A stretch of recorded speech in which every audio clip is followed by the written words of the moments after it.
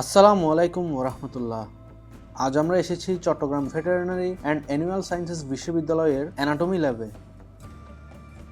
বিশ্ববিদ্যালয়ের শিক্ষার্থীদের গবেষণার কাজে এই অ্যানাটমি মিউজিয়ামটি স্থাপন করা হয়। হাতে কলমে বিভিন্ন প্রাণীর অঙ্গ প্রত্যঙ্গের চুলচেরা জ্ঞান আহরণের উদ্দেশ্যে এই অ্যানাটমি মিউজিয়ামটি স্থাপন করা হয়। প্রতিটি প্রাণীর অর্গান, স্ক্যাল্প, বোনসহ প্রত্যেকটা শরীরের পার্টস সম্পর্কে শিক্ষার্থীরা এই অ্যানাটমি মিউজিয়ামে থাকা মৃত প্রাণীদের শরীর নিয়ে গবেষণা করে শিখতে পারে। বিশ্ববিদ্যালয়ের ইউসুফ চৌধুরী ভবনের নিচতলায় প্রায় ৩,০০০ বর্গফুট আয়তন নিয়ে গড়ে তোলা হয়েছে এই অ্যানাটমি জাদুঘর। সংশ্লিষ্টরা বলছেন, আকার ও সংগ্রহের দিক থেকে এটি দেশের সর্ববৃহৎ অ্যানাটমি জাদুঘর। দেশের অন্যান্য জায়গায় এত রিসোর্সফুল অ্যানাটমি মিউজিয়াম নেই।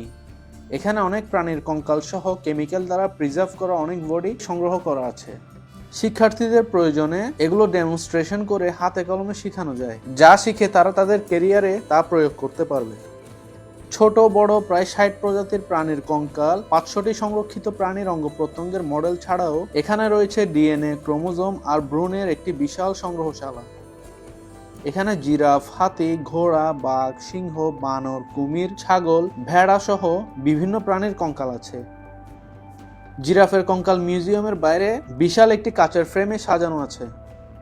তাছাড়া মানুষ সহ বিভিন্ন প্রাণীর বডি এবং অর্গানগুলো রিসার্চের কাজে বিশেষ কেমিক্যাল দ্বারা প্রসেস করে এখানে রাখা হয়েছে, যেন বহুদিন শিক্ষার্থীরা এসব প্রাণীর শরীর নিয়ে গবেষণা করতে পারে। বাংলাদেশের অন্য কোনো প্রতিষ্ঠানে এমন মিউজিয়াম নেই। স্থানীয়ভাবে সংগ্রহ করা বিশাল আকৃতির এক অজগরের কঙ্কালও রয়েছে এখানে। এই বিশাল অজগর সাপটি পাহাড়ে একটি হরিণ খেয়ে হজম করতে না পেরে মারা গিয়েছিল। পরে এটিকে কেটে পোস্টমর্টেম করে হরিণটি বের করে এটির অন্যান্য অর্গানগুলো সংগ্রহ করে রেখে হাড়গুলো মিউজিয়ামে ফ্রেম করে রাখা হয়। সমৃদ্ধ একটি অ্যানাটমি ল্যাব প্রাণী সম্পদের ব্যবহারিক শিক্ষার জন্য রাখতে পারে সবচাইতে কার্যকরী ভূমিকা।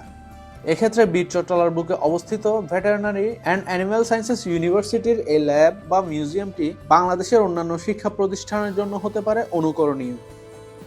ইউসুফ চৌধুরী ভবনের ঠিক বিপরীতে প্রশাসনিক ভবনের নিচতলায় প্রায় ২৫০০ বর্গফুট জায়গার উপর নির্মিত হয়েছে একটি মৎস্য জাদুঘর। আলোকোজ্জ্বল অ্যাকোরিয়াম পেরিয়ে এই জাদুঘরের মূল কক্ষ।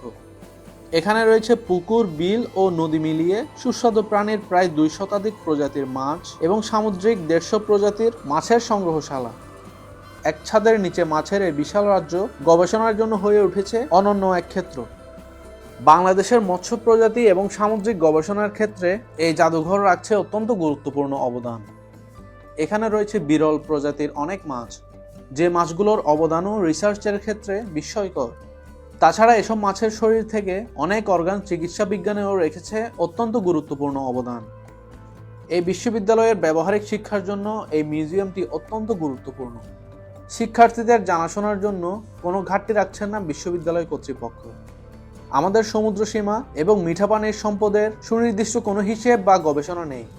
এক্ষেত্রে Chattogram veterinary and animal sciences ইউনিভার্সিটির মৎস্য বিজ্ঞান অনুষদের এই জাদুঘর একটি কার্যকরী ভূমিকা রাখছে। আমরা মনে করছি তাদের ধারাবাহিক এই পথ চলা এই জাদুঘরটি আরো সমৃদ্ধ করার ক্ষেত্রে আমাদের দেশের আগামীর ব্লু ওয়ার্ল্ড ইকোনমিকে অনেক জাগিয়ে তুলবে। তো দর্শক, আজ এই পর্যন্তই। ভিডিওটি ভালো লাগলে সবাইকে আমার চ্যানেলটি সাবস্ক্রাইব করার অনুরোধ রইল। সবাই ভালো থাকবেন এবং সুস্থ থাকবেন। আল্লাহ হাফেজ।